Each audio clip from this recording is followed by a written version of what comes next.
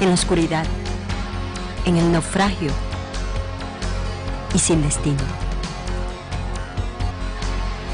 Andas buscando una palabra de iluminación. Esta palabra te dará luz en medio de la oscuridad.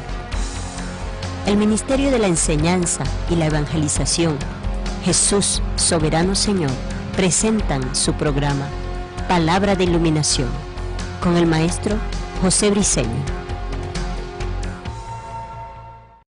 Ok, aplaudimos para recibir la palabra.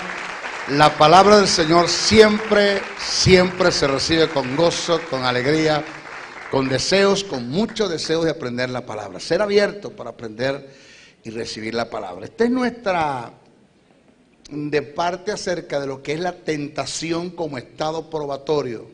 Hablando de Jesús, como el postrer Adán, para llegar a ser nuestro representante como sumo sacerdote. Esta es nuestra segunda parte. Pero también forma parte del estudio que estamos dando acerca de lo que es la cristología de alta crítica. En nuestra primera parte nosotros dimos, por ende, una introducción. Pero hubo algunos tics o algunas informaciones que y de paso pido disculpa, ¿no? Pido disculpa. Algunas informaciones que creo que debí haber dicho antes de desarrollar de expresar lo que dije, desarrollar. Algunas cositas que la vamos a decir en los primeros 15 minutos para después empatar y darle información nueva de lo que queremos enseñar.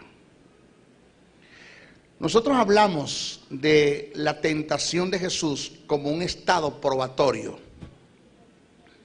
Dijimos, según lo que registra Mateos capítulo 4, verso 1 al 10, que el objetivo principal, oído, y único, lo afirmamos, y único de Jesús ser llevado por el Espíritu al desierto es para ser tentado. Eso es lo que enseña la Biblia.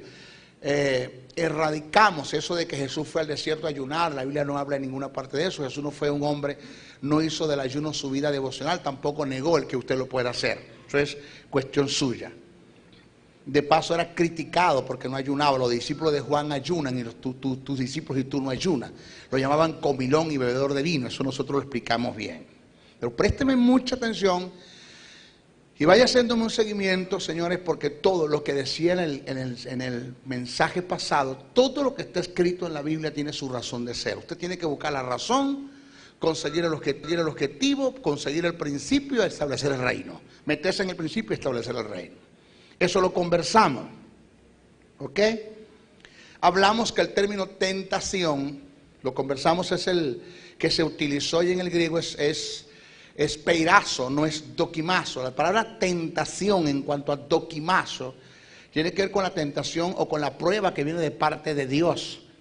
Y que cuando Dios prueba con la finalidad de ver la falta de madurez que tienes en el área donde se te está probando.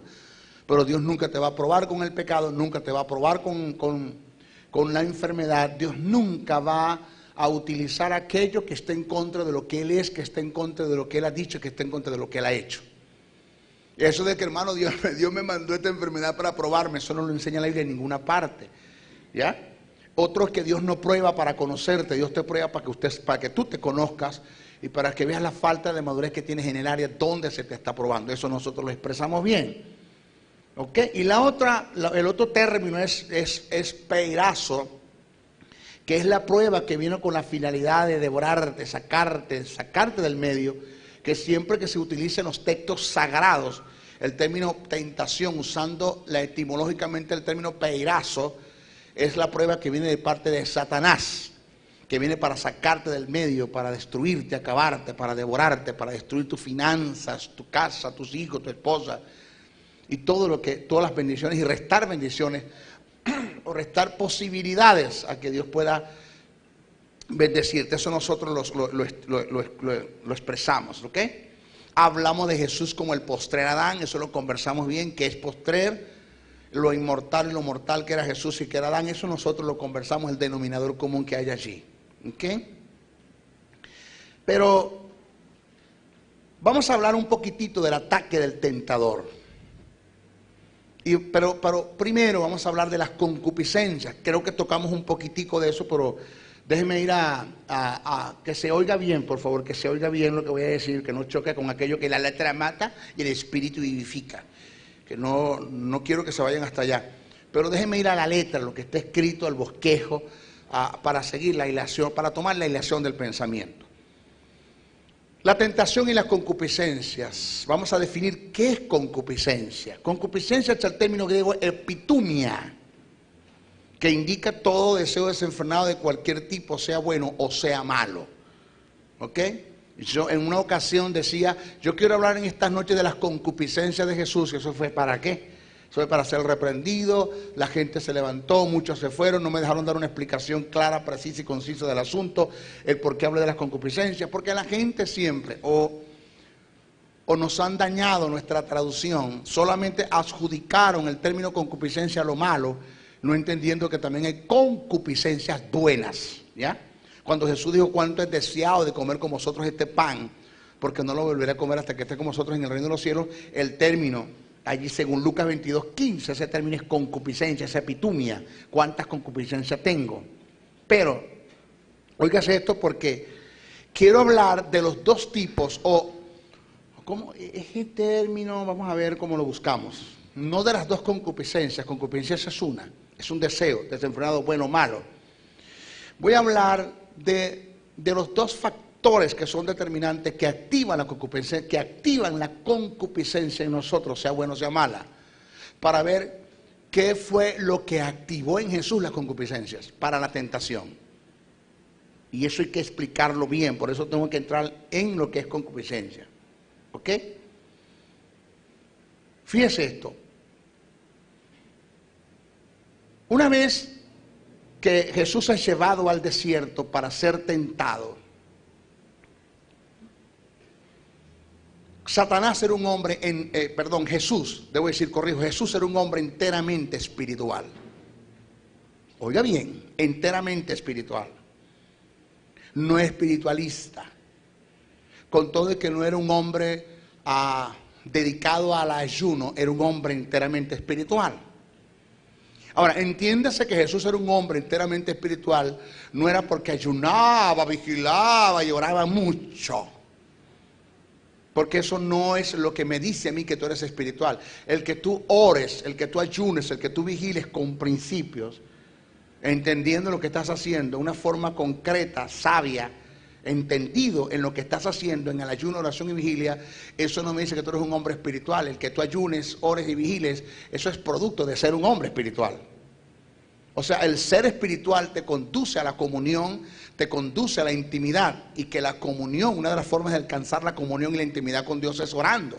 Ahora, no solamente orando se alcanza la comunión, aún con mi forma de pensar y como forma de hacer, con mis actos y con mis pensamientos, aunque yo no ore todo el día, pero si mis pensamientos están en línea con la verdad de Dios, con lo absoluto de Dios, y mi forma de hacer, de obrar, están en línea con los pensamientos que están en línea con la palabra de Dios, pues aunque yo no haya obrado todo el día, yo soy un hombre espiritual.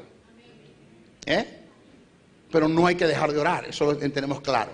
Jesús era un hombre espiritual, un hombre que vivió en el fruto del Espíritu, en amor, en gozo, en paz, en paciencia, en benignidad, en bondad, en fe, en mansedumbre, en templanza, amando, entendiendo, perdonando, no dándole al chisme, no dándole a la lengua, no dándole al brollo, bendiciéndole que lo maldice, orando por el que lo trae y lo persigue. Ese era Jesús. De modo que tenemos a un Jesús, oído, colocado en el desierto para ser ¿qué? Para ser tentado. Presta atención a esto, para ser tentado. ¿De qué se va a valer el diablo como tentador? Oído, ¿de qué se va a valer el diablo como tentador para presentarle a Jesús la oferta que viene siendo la tentación? Si Jesús era un hombre enteramente espiritual. Satanás siempre va a esperar,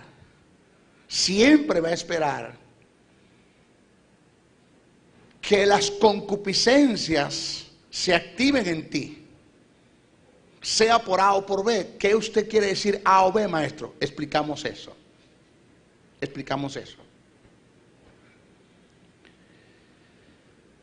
Jesús, ya dije, era un hombre espiritual. Sus puertas estaban cerradas para la tentación. Satanás está mirando a Jesús y está esperando que en él se active la concupiscencia para que a causa de ella él pueda presentarle la oferta. Las concupiscencias vienen de dos formas.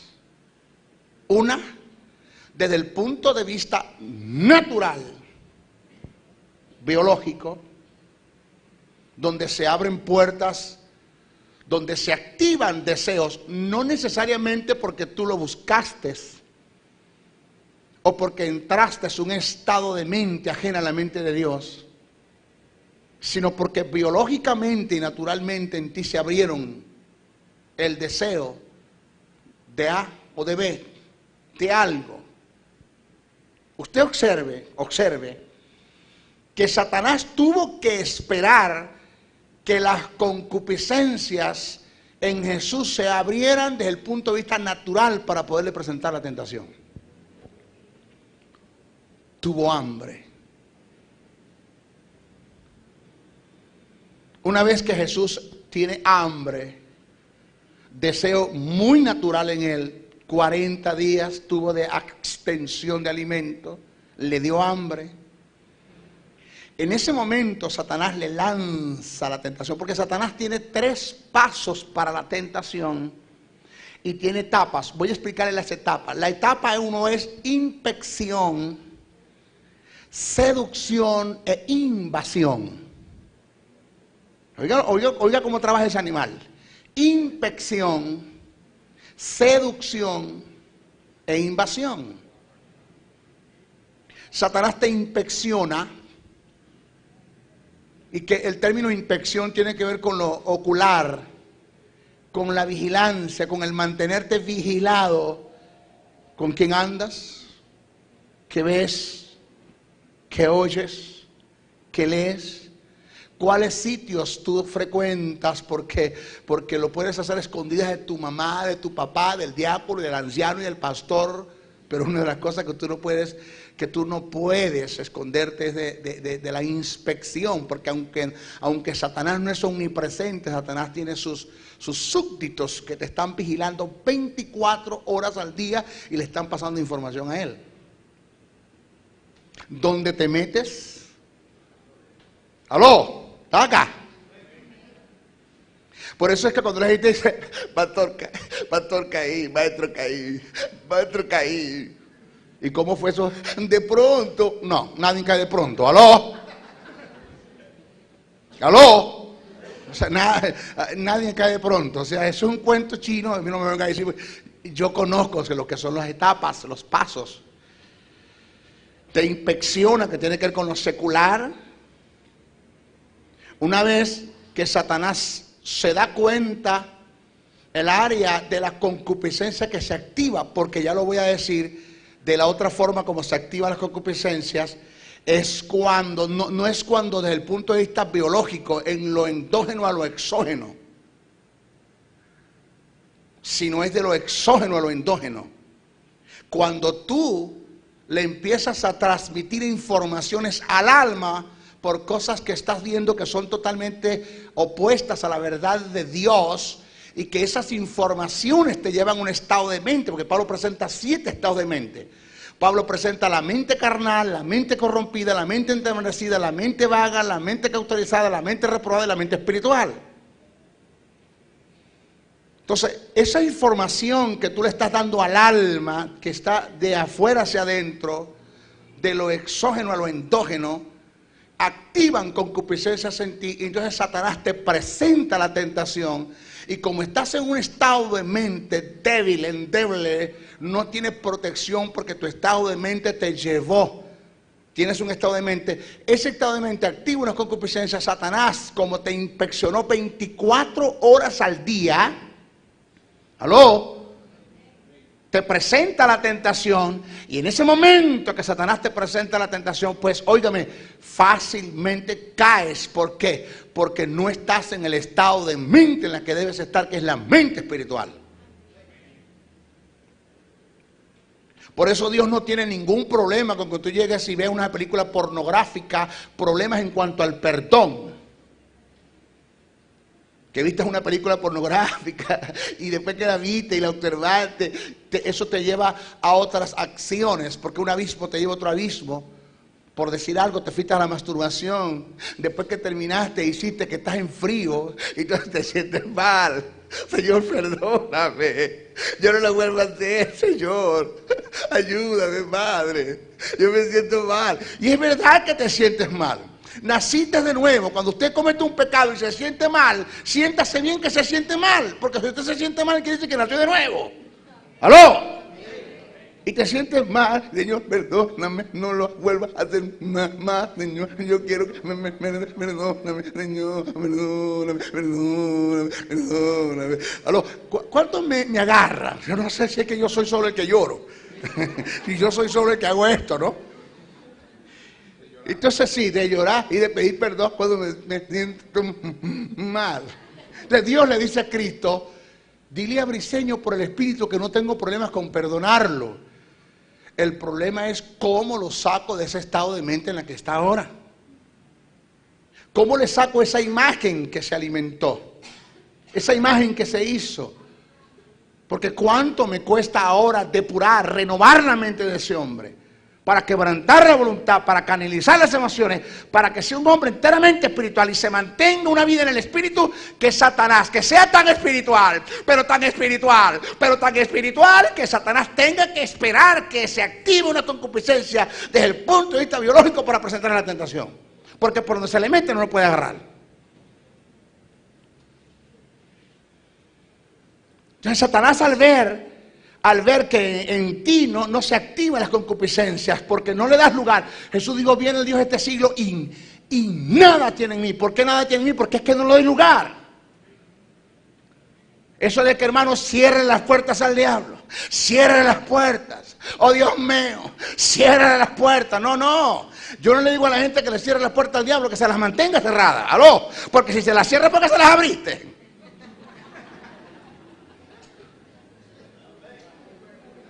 Venga.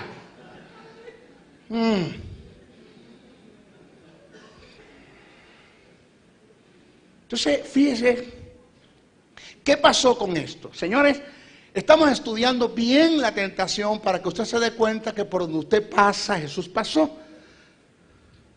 Y si Jesús venció, usted también puede vencer. Pero es que Jesús era Dios. No, ya dijimos que Jesús como humano libró la tentación. 2, no tuvo asesoría del Espíritu, usted la tiene. 3, Dios no le puso límites a Satanás para tentar a Jesús. Le dijo, dale con todas las fuerzas.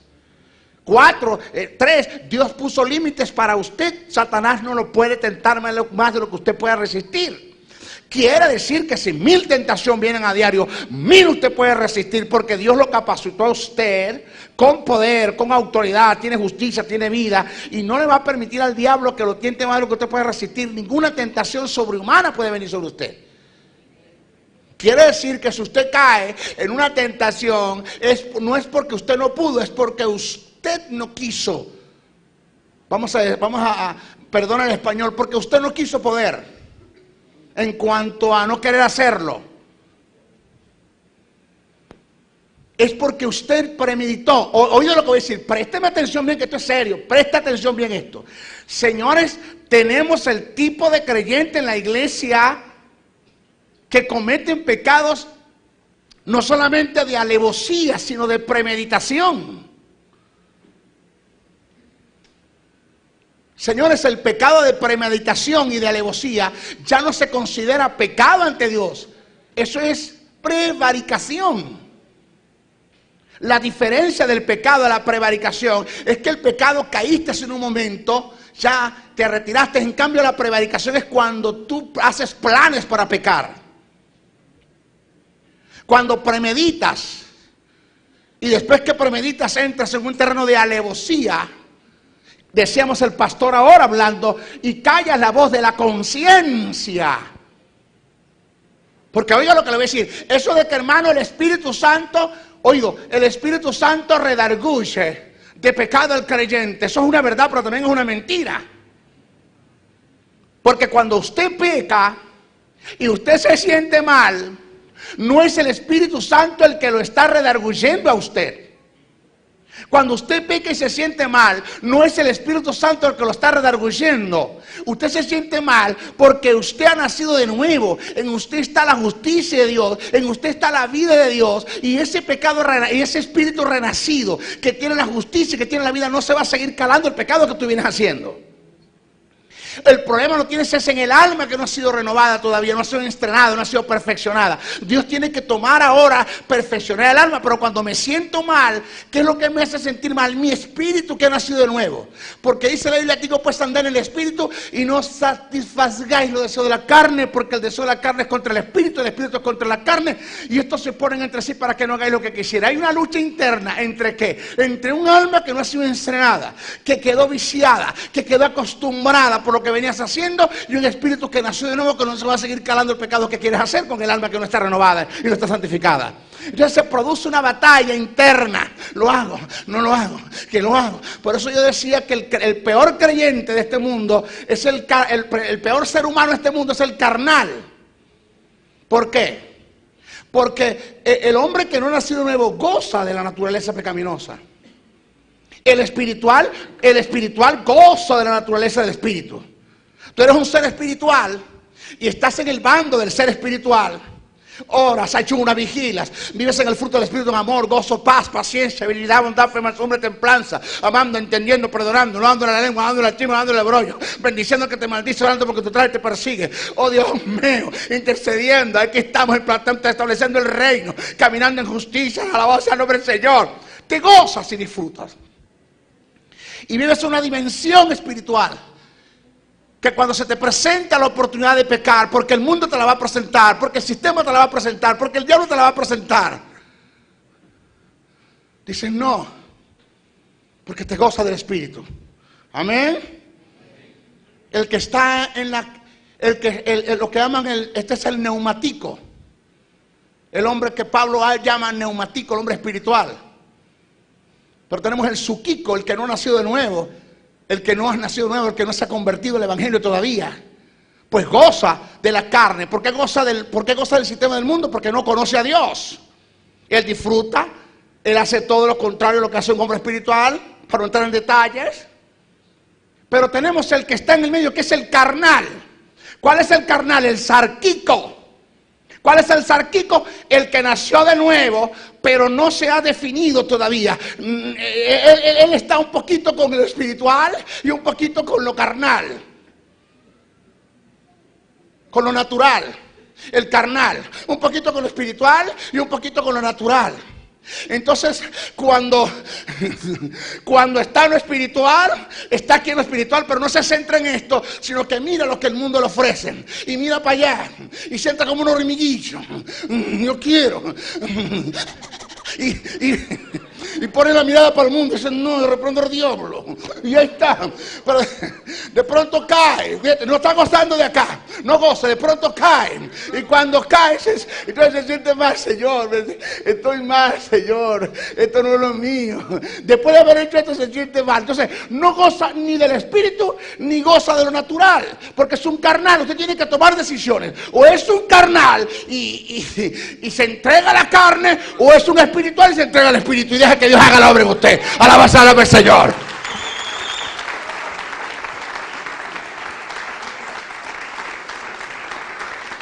¡Aló!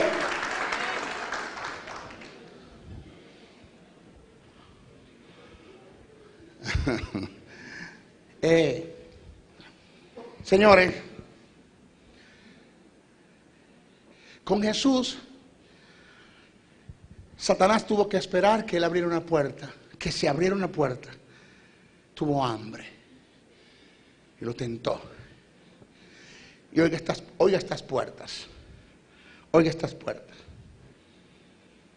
Tienes los deseos de la carne, los deseos de los ojos y la vanagloria de la vida.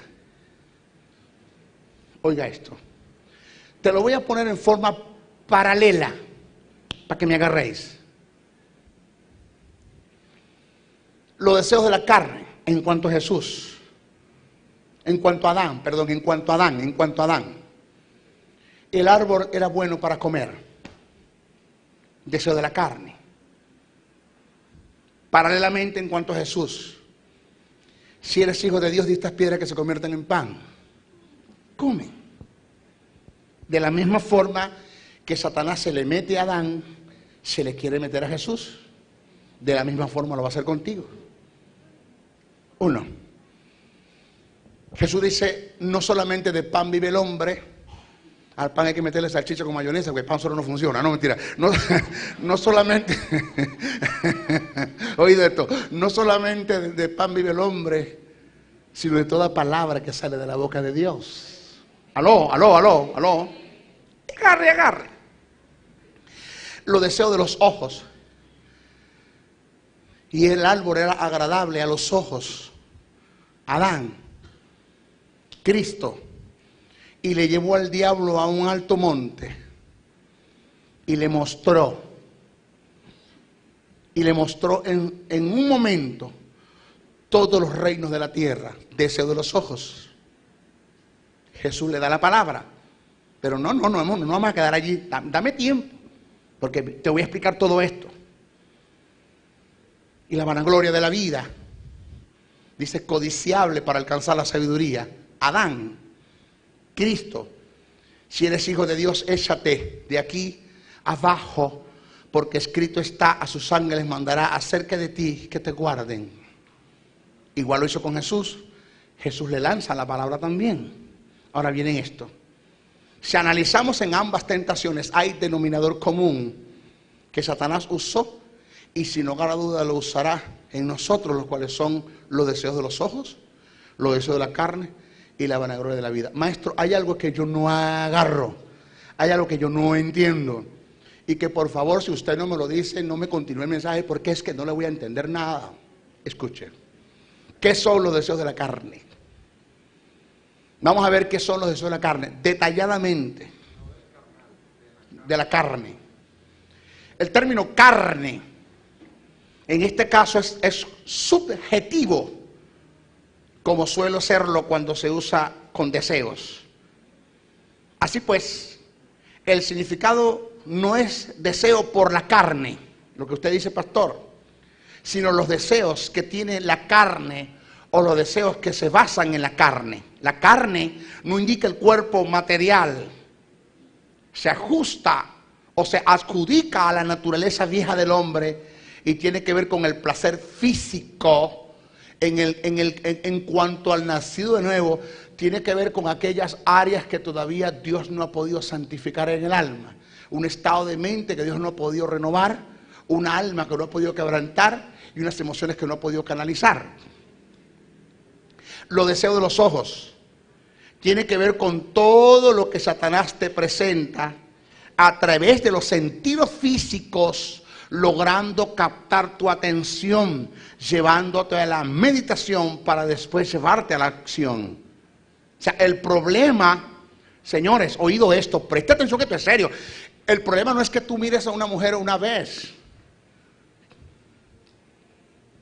El problema de David es que se observaba todos los días, ¿sabes? Todos los días lo observaba. El problema no es que tú mires a una mujer una vez.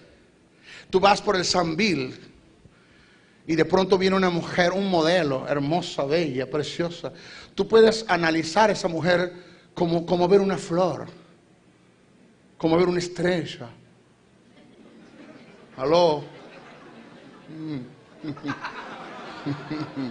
La puedes analizar y puedes darle gracias a Dios por la hermosura de su creación y glorificar a Dios, pero mirar una vez. O sea, tú ves a la mujer y te la quedas mirando, cámara lenta, y la miras y pasa y te la quedas mirando. No hay problema con mirarla. Gracias, Señor. Qué hermosura, qué belleza. Aunque después quedes simbrado del trancazo que te dé el esposo, pero no importa, pero no. Te quedas mirando, volteas y sigues tus pasos, no está mal. Amén, no está mal. El problema es que tú pases, mires, de pronto hagas, vuelvas a mirar. Henry, si miraste 2 veces, ahí hay problema. Entonces, para no mirar 2 veces, quédese pegada la primera mirada, más nada. No, mentira. No, mentira, muchacho. El muchacho que lloró y la madre que lo pellizca, no, muchacho. No. Pero usted sabe lo que le quiero decir. O sea, no hay problema con que usted mire. Jesús dijo que el que mire y codicie. Entonces, los deseos de los ojos es todo lo que Satanás te presenta y que te llama la atención. Y por causa de eso te dejas arrastrar. Por causa de eso que estás mirando, mamá, se te activan unas concupiscencias. Y como Satanás te inspecciona, después que te inspecciona te seduce, y después que te seduce te invade. La seducción tiene que ver con el cebar. ¿Sabe qué es el cebar? La seducción tiene que ver con el cebar, con el colocarte un maíz sobre un maíz, sobre un maíz, sobre un maíz, sobre un maíz, hasta llevarte al encierro, que es lo que hace uno cuando quiere agarrar el ave, el pollo o la gallina. La gallina pica el maíz sin mirar adelante el peligro que tiene, y va picando. Cuando tienes el montón de maíz, pero no se da cuenta que está dentro del encierro y cae, es atrapado. Eso es lo que Satanás hace, te va colocando oportunidades sobre oportunidades.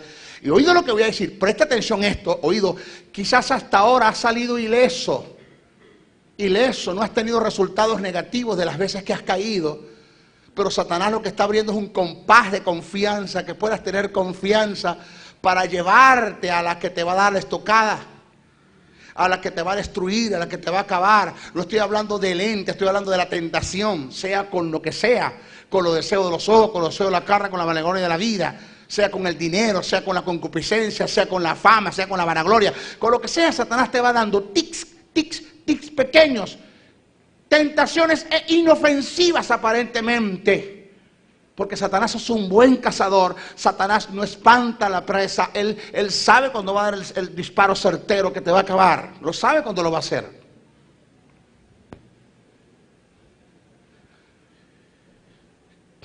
Y es que creo que es tiempo de dejar de jugar al pecado. Es tiempo de dejar de jugar el jugueteo con el pecado. Satanás no está jugando al pecado. Satanás no está jugando a la tentación. ¿Estamos acá? Y la vanagloria de la vida es todo aquello que Satanás te ofrece, que te enaltece el ego, haciéndote independiente de Dios. El término vanagloria tiene que ver con la jactancia, la arrogancia, la altivez, que te conduce a la independencia. Si me le puede dar un aplauso al Señor, que lo veo muy callado, no sé, pero...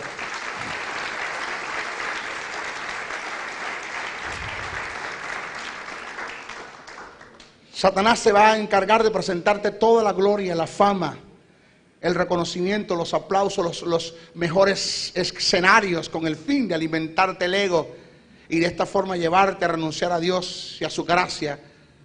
No olvides, hermano, óigame, el mundo pasa y sus deseos, pero el que hace la voluntad de Dios vive y permanece para siempre. Alabado sea el nombre del Señor. A mí nunca se me olvida un consejo que me dio y se lo agradezco con honores. Ojalá, si me puede estar viendo, si me está viendo a través de este video, te saludo, hermano. José Luis Rodríguez, el Puma, me dio un consejo muy grande a mí.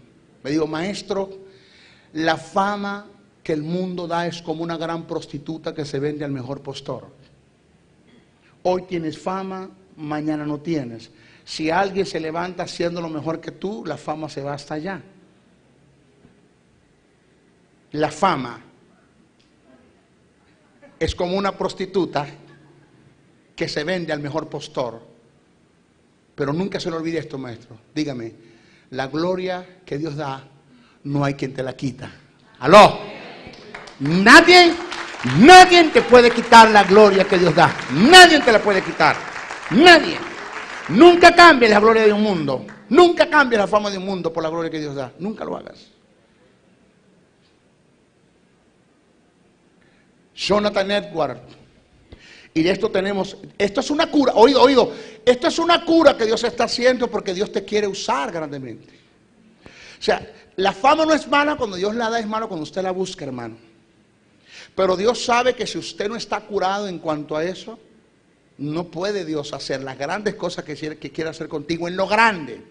Porque cuando estamos hablando de lo grande, estamos hablando de lo grande. Estamos hablando de que la gloria, estamos hablando de la fama, estamos hablando de lo que se va a extender, estamos hablando de los reconocimientos que los hombres te van a dar. Y Jonathan Edwards lanzó un mensaje, pastor matademonio, que cuando bajó del púlpito se le acercó un feligrés y le dijo: lo felicito. Cómo Dios lo ha usado, le dio la mano, cómo Dios lo ha usado, no, bárbaro, bárbaro, ese mensaje mata demonio, bárbaro, cómo Dios lo ha usado. Y le dice Jonathan Edwards: gracias, porque es el segundo que me lo dice. Y dice: perdónenme, es que el primero que se le acerca fui yo. ¿Quién más se lo dijo? No, ya el diablo me lo había dicho. ¿Aló? Porque es el trabajo de Él, presentarte toda la gloria, toda la fama del mundo. Señores, vamos a lo de Jesús. A lo de Jesús, ya hablamos de la seducción, el objetivo de la tentación. En nuestro CD pasado hablamos de que Jesús, si no es tentado y no soporta la tentación, jamás podía llegar a ser un sumo sacerdote, jamás nos podía entender como sacerdote. Y la Biblia dice, en Mateos, dice: y vino el tentador y le dijo: si eres hijo de Dios, di estas piedras que se conviertan en pan. Hablamos de lo que es el término di, que es un imperativo, cómo Jesús podía convertir las piedras en pan. Jesús lo podía hacer, pero, escuche esto, apelando a su divinidad. Y yo solo expliqué, los que no estuvieron, por favor, el tiro de Satanás. Satanás sabe que no puede tentar a Dios nunca. Dios no puede ser tentado por el mal. El texto ya lo dice por mí, dice por el maligno. Y lo de Satanás era presentarle a la humanidad de Jesús la tentación, y que Jesús sabía que no podía convertir las piedras en pan humanamente porque no tenía el respaldo del Espíritu para eso. Y él podía apelar a su divinidad, y el verbo se atribuía a la tentación. Y quebranta un principio donde dice que Dios no puede ser tentado. Entonces, de un solo disparo, el diablo se lleva a 2 pájaros, perdone usted el vulgo. Entonces Jesús conociendo la intención de Satanás, le dijo: escrito está, no está así. Dice: así lo estableció mi Padre, no solamente de pan vivirá el hombre, sino de toda palabra que sale de la boca de Dios. ¿Ya? El segundo paso, en la segunda etapa de la tentación, Satanás usó, óigame, recíprocamente la palabra. Señores, escúcheme, agárrenme. Oiga bien esto. Satanás va a trabajar en el principio de reciprocidad. Satanás, conózcalo, señores, conózcalo. Usted tiene que conocer a su enemigo. Peor soldado, la forma más desarmable que un soldado puede estar es no conocer a su enemigo. Satanás va a usar el principio de reciprocidad. El peor enemigo que tiene el bombero es el fuego, porque está luchando con el fuego.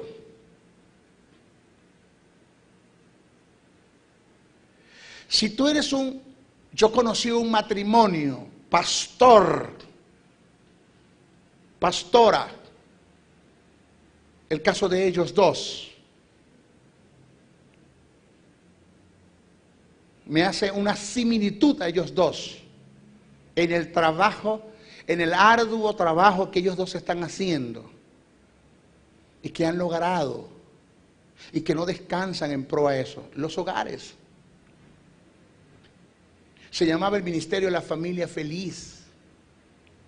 Yo les ministré a ellos una actividad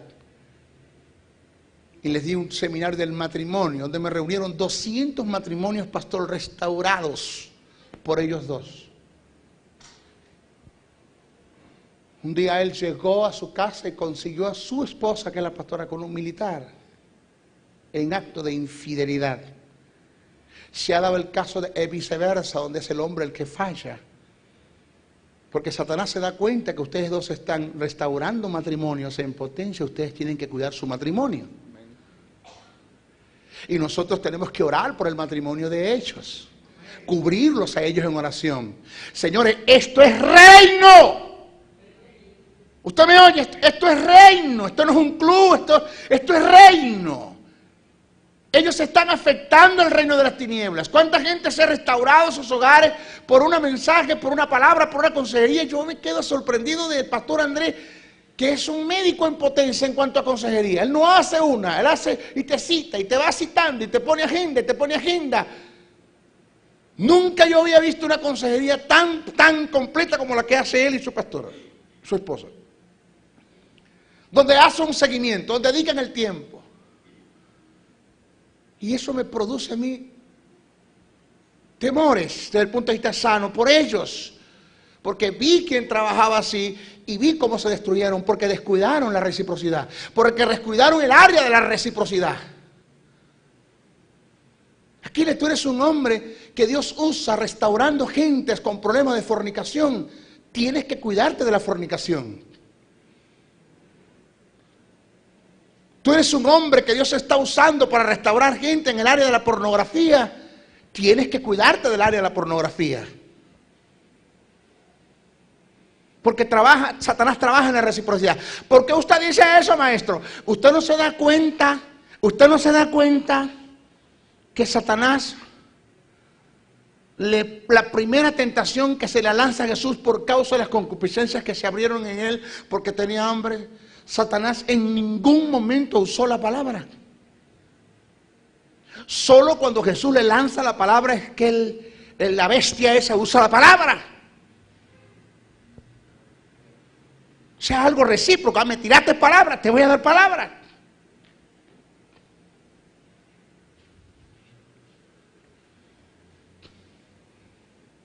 ¿Aló? En la segunda etapa de la tentación, Satanás usó recíprocamente la palabra de Dios en una forma tergiversada como instrumento para la tentación. Dice Mateo 4:6, y le digo, me tiraste la palabra, mira lo que viene. Si eres hijo de Dios, échate. Señores, lo llevó al pináculo del templo. Si eres hijo de Dios, échate abajo, porque escrito está, a sus ángeles mandará cerca de ti, y en sus manos te sostendrá para que no tropiece tu pie en piedra. Pero este desgraciado, esta bestia, no me citó el texto como es. Jehová va a mandar a sus ángeles para que tu pie no tropiece en piedra siempre y cuando estés en sus caminos. ¿Por qué me cortaste el texto, Satanás? ¿Por qué me sacaste el texto de su contexto? Eso no es lo que dice la Biblia, eso no es lo que dice la palabra. Él va a mandar a sus ángeles para que mi pie no tropiece en piedra siempre y cuando tú estés en el propósito de Dios, en la voluntad de Dios, en el camino de Dios. Eso es lo que dice la Biblia. Los que aman a Dios, todas las cosas les ayudan a bien, y esto es a lo que conforme a su propósito están llamados. No es que todas las cosas te van a ayudar a bien, todas las cosas que haces en la delincuencia, en la vaguedad, en tu obstinación, en tus rebeldías. Bien dice el texto, a los que están bajo la intersección del Espíritu, bajo el amor de Dios, bajo la voluntad de Dios y en el propósito de Dios, lo que te pase te ayuda para bien, porque Dios va a responder por ti.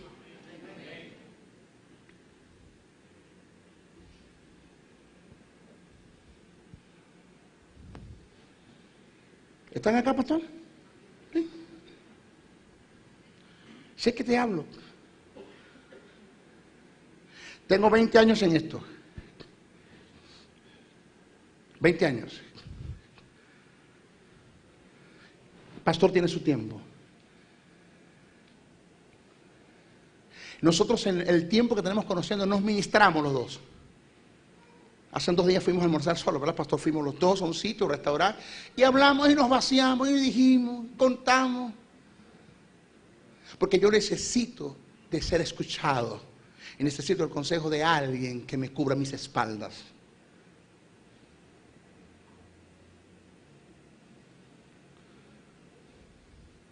porque es un zorro.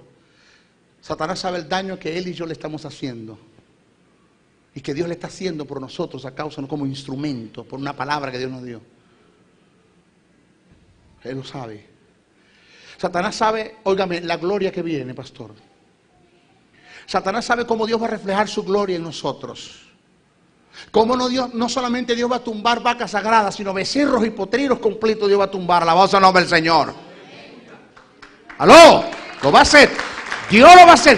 Y está buscando la forma de cómo detenernos. Lo quiso hacer, pastor. ¿Ha tenido atentados o no, mi viejo? Atentados. Y nos hemos guardado. ¿Sí o no, pastor? Atentados hemos tenido. Y nos ha guardado. En la reciprocidad.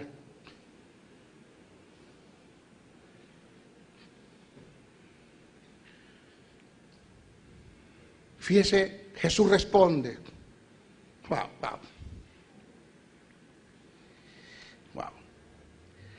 La respuesta de Jesús le dio al diablo, revela el objetivo que Satanás quería alcanzar. Jesús le dijo, no, pastor, dice, ¿cómo dice? Escrito está, no tentarás al Señor tu Dios. Dígalo conmigo, no tentarás al Señor tu Dios. Pero el texto en el griego no dice así, papá. El texto en el griego dice, porque mis padres lo establecen de esta forma, nunca intentarás probar la fidelidad de Dios. No hace falta que yo me lance para probar si Dios para probar si Dios me protege. Yo sé que me protege. ¿Aló? ¿Qué pasa, basura? ¿Qué pasa? Estás ubícate. Le dice Jesús a Satanás, ubícate. Lo que Jesús quiso decir es, Satanás no es bueno. Querer ver hasta dónde puede uno llegar con Dios. No es bueno. No tiene sentido ponerte deliberadamente en una situación peligrosa, atrevida e innecesaria, obstinada, para conocer la capacidad de Dios para librarte del peligro. No es necesario. O sea, Dios espera que asumamos riesgos por fidelidad a Él, pero no para elevar nuestro prestigio, entrando en la terquedad y en la obstinación, intentando probar la fidelidad de Dios. El poder salvador de Dios no es algo con lo que se puede jugar, pastor, ni experimentar. Es algo en lo que hay que confiar. El sensacionalismo conduce al fracaso. Buscar y entrar en ese mundo poniendo a prueba la fidelidad de Dios es desconfiar de Él. Porque dice la Biblia que tomarás serpiente en tus manos y no te harán daños. Tomarás escorpiones y no te dañarán. ¿Lo dice o no lo dice? Pero por causa del reino, en la comisión, en la predicación del evangelio, no quiere decir que para aprobar la fidelidad de Dios le vas a meter la mano en una cueva de víboras. Te van a picar y te vas a morir. Cuando llegas al cielo, Señor, tu palabra dice, no lo dice mi palabra, pero no tomaste el sentido de lo que la palabra quiere decir. ¿Por qué? ¿Por qué pusiste a prueba mi fidelidad? ¿Por qué tienes que meter la mano en una cueva de víboras para saber si yo soy fiel a lo que dije? Carlos Jiménez, digo el nombre, te saludo, mi hermano, y mi respeto, mi consideración. Colombia, le dieron un veneno para matar a un hipopótamo. 5 gotas de un veneno para matar a un hipopótamo en una bebida en el almuerzo. Se fue a dormir en la noche. Los sicarios, los que intentaron matarlo, estaban en la campaña. Y cuando de pronto dieron con ustedes, Carlos Jiménez, el tipo sube y dice, vamos a dar un aplauso, vamos a recibir la palabra, y empezó a ministrar, y se confundieron gente, pero espérate, no nos matamos, si tú le echaste las gotas, ¿y cuántas gotas le echaste? 5, lo que tú me dijiste, pero era el veneno, no era agua destilada, no era otra cosa, no era alcohol, era veneno, el veneno que tú me dijiste, yo te lo di. ¿Y por qué no se murió? Porque la Biblia dice que tomarás cosas mortíferas y no te harán daño. Alabanza al nombre del Señor. Y se convirtieron los sicarios al evangelio. Pero observe que la protección de Dios va cuando en la inocencia caes en el peligro y la trampa del diablo. En la inocencia, no porque tú lo buscas. Pero yo no voy a poner a prueba la fidelidad de Dios. Yo sé que aunque Dios no me haya sanado, Él sigue siendo mi sanador. Alabanza al nombre del Señor. ¡Aló!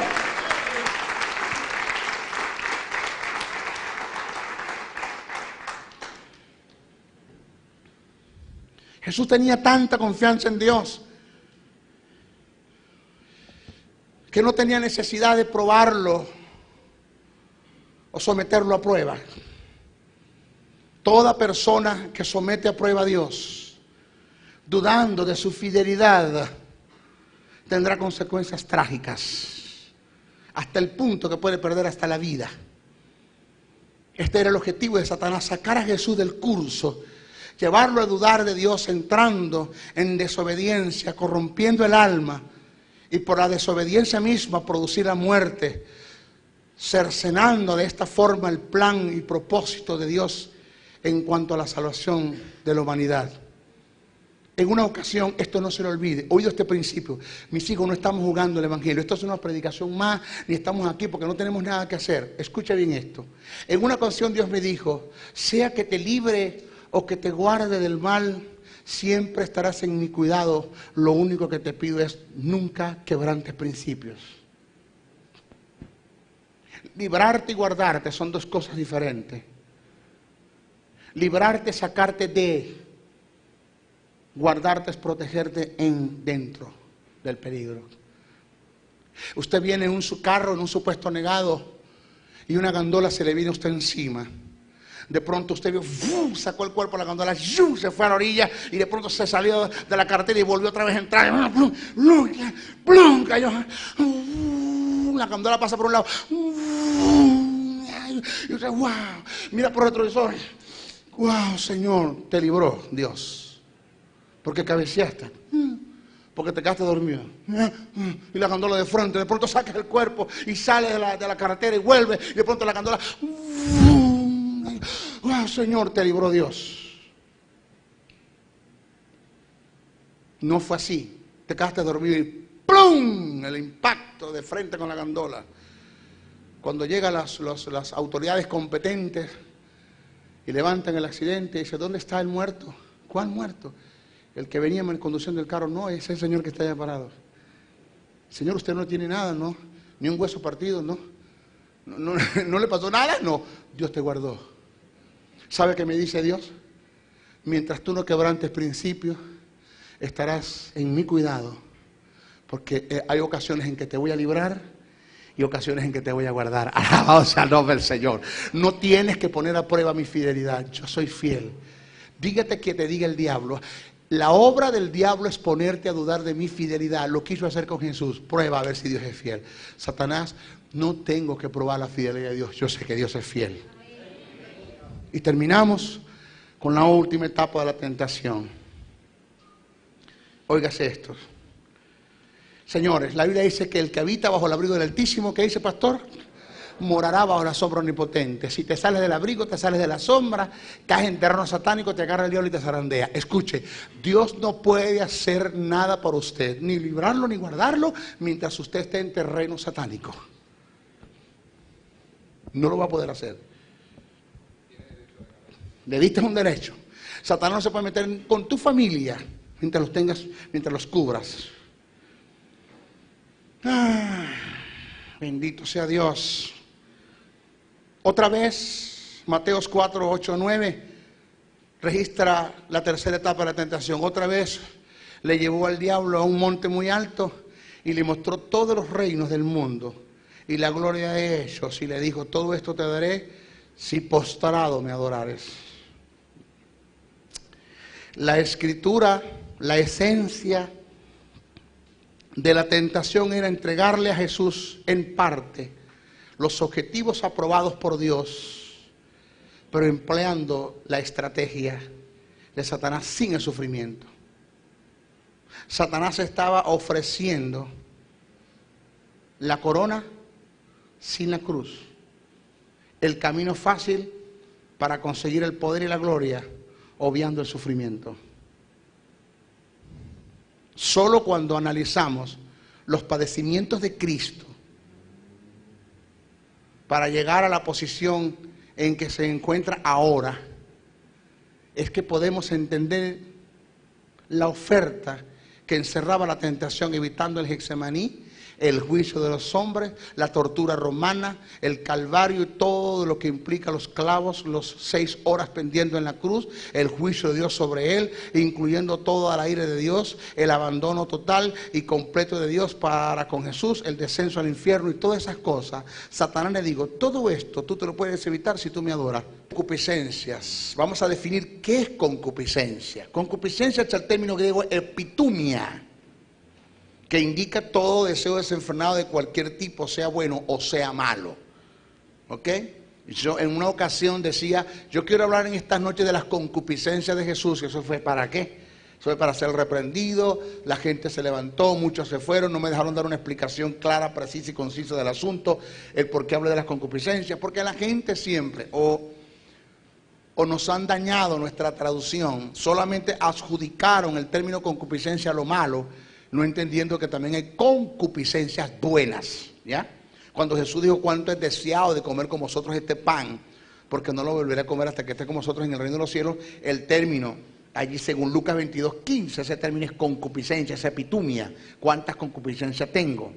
Pero, óigase esto porque quiero hablar de los dos tipos, o, ¿cómo? Ese término, vamos a ver cómo lo buscamos.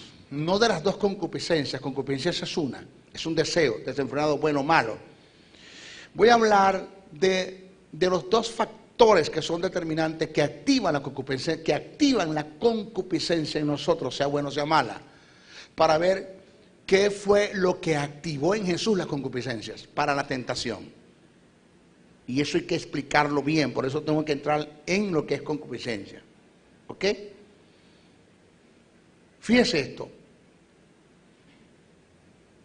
Una vez que Jesús es llevado al desierto para ser tentado, Satanás era un hombre, Jesús, debo decir, corrijo, Jesús era un hombre enteramente espiritual. Oiga bien, enteramente espiritual. No espiritualista. Con todo el que no era un hombre dedicado al ayuno, era un hombre enteramente espiritual. Ahora, entiéndase que Jesús era un hombre enteramente espiritual, no era porque ayunaba, vigilaba y oraba mucho. Porque eso no es lo que me dice a mí que tú eres espiritual. El que tú ores, el que tú ayunes, el que tú vigiles con principios, entendiendo lo que estás haciendo, una forma concreta, sabia, entendido en lo que estás haciendo en el ayuno, oración y vigilia, eso no me dice que tú eres un hombre espiritual. El que tú ayunes, ores y vigiles, eso es producto de ser un hombre espiritual. O sea, el ser espiritual te conduce a la comunión, te conduce a la intimidad, y que la comunión, una de las formas de alcanzar la comunión y la intimidad con Dios es orando. Ahora, no solamente orando se alcanza la comunión, aún con mi forma de pensar y como forma de hacer, con mis actos y con mis pensamientos, aunque yo no ore todo el día, pero si mis pensamientos están en línea con la verdad de Dios, con lo absoluto de Dios, y mi forma de hacer, de obrar, están en línea con los pensamientos que están en línea con la palabra de Dios, pues aunque yo no haya orado todo el día, yo soy un hombre espiritual. Pero no hay que dejar de orar, eso lo tenemos claro. Jesús era un hombre espiritual, un hombre que vivió en el fruto del Espíritu, en amor, en gozo, en paz, en paciencia, en benignidad, en bondad, en fe, en mansedumbre, en templanza, amando, entendiendo, perdonando, no dándole al chisme, dándole a la lengua, dándole al brollo, bendiciéndole que lo maldice, orando por el que lo trae y lo persigue. Ese era Jesús. De modo que tenemos a un Jesús, oído, colocado en el desierto para ser ¿qué? Para ser tentado. Presta atención a esto, para ser tentado. Con la enfermedad, Dios nunca va a utilizar aquello que esté en contra de lo que Él es, que esté en contra de lo que Él ha dicho, que esté en contra de lo que Él ha hecho. Eso de que, hermano, Dios me mandó esta enfermedad para probarme, eso no lo enseña la Biblia en ninguna parte. ¿Ya? Otro es que Dios no prueba para conocerte, Dios te prueba para que tú te conozcas y para que veas la falta de madurez que tienes en el área donde se te está probando. Eso nosotros lo expresamos bien. ¿Ok? Y el otro término es peirazo, que es la prueba que viene con la finalidad de devorarte, sacarte del medio, que siempre que se utiliza en los textos sagrados, el término tentación, usando etimológicamente el término peirazo, es la prueba que viene de parte de Satanás, que viene para sacarte del medio, para destruirte, acabarte, para devorarte, para destruir tus finanzas, tu casa, tus hijos, tu esposa, y todas las bendiciones, y restar bendiciones, o restar posibilidades a que Dios pueda bendecirte. Eso nosotros lo expresamos, ¿ok? Hablamos de Jesús como el postrer Adán, eso lo conversamos bien, que es postrer, lo inmortal y lo mortal que era Jesús y que era Adán, eso nosotros lo conversamos, el denominador común que hay allí, ¿ok? Pero vamos a hablar un poquitito del ataque del tentador. Pero primero vamos a hablar de las concupiscencias. Creo que tocamos un poquitico de eso, pero déjeme ir a que se oiga bien, por favor, que se oiga bien lo que voy a decir, que no choque con aquello que la letra mata y el espíritu vivifica. Que no quiero que se vayan hasta allá. Pero déjeme ir a la letra, lo que está escrito, al bosquejo, para seguir la hilación, para tomar la hilación del pensamiento. La tentación y la concupiscencia en los primeros 15 minutos para después empatar y darle información nueva de lo que queremos enseñar. Nosotros hablamos de la tentación de Jesús como un estado probatorio. Dijimos, según lo que registra Mateos capítulo 4, verso 1 al 10, que el objetivo principal, oído, y único, lo afirmamos, y único de Jesús ser llevado por el Espíritu al desierto es para ser tentado. Eso es lo que enseña la Biblia. Erradicamos eso de que Jesús fue al desierto a ayunar. La Biblia no habla en ninguna parte de eso. Jesús no fue un hombre, no hizo del ayuno su vida devocional, tampoco negó el que usted lo pueda hacer. Eso es cuestión suya. De paso era criticado porque no ayunaba. Los discípulos de Juan ayunan y tus discípulos y tú no ayunas.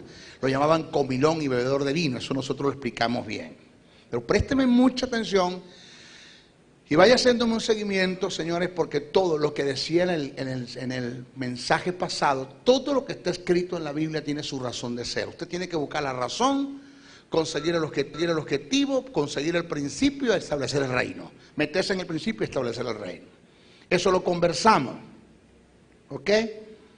Hablamos que el término tentación, lo conversamos, es el que se utilizó y en el griego es peirazo, no es doquimazo. La palabra tentación en cuanto a doquimazo tiene que ver con la tentación o con la prueba que viene de parte de Dios.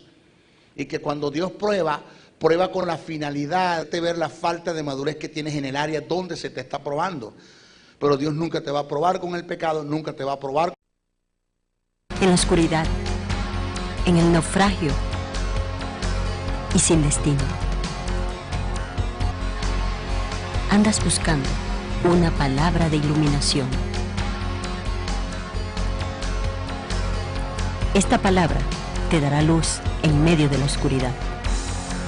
El Ministerio de la Enseñanza y la Evangelización, Jesús, Soberano Señor, presentan su programa Palabra de Iluminación con el maestro José Briceño. Ok, aplaudimos para recibir la palabra. La palabra del Señor siempre se recibe con gozo, con alegría, con deseos, con muchos deseos de aprender la palabra. Ser abierto para aprender y recibir la palabra. Esta es nuestra de parte acerca de lo que es la tentación como estado probatorio, hablando de Jesús, como el postrer Adán, para llegar a ser nuestro representante como sumo sacerdote. Esta es nuestra segunda parte, pero también forma parte del estudio que estamos dando acerca de lo que es la cristología de alta crítica. En nuestra primera parte nosotros dimos, por ende, una introducción, pero hubo algunos tics o algunas informaciones que y de paso pido disculpas, ¿no? Pido disculpas algunas informaciones que creo que debí haber dicho antes de desarrollar de expresar lo que dije, desarrollar. Algunas cositas que las vamos a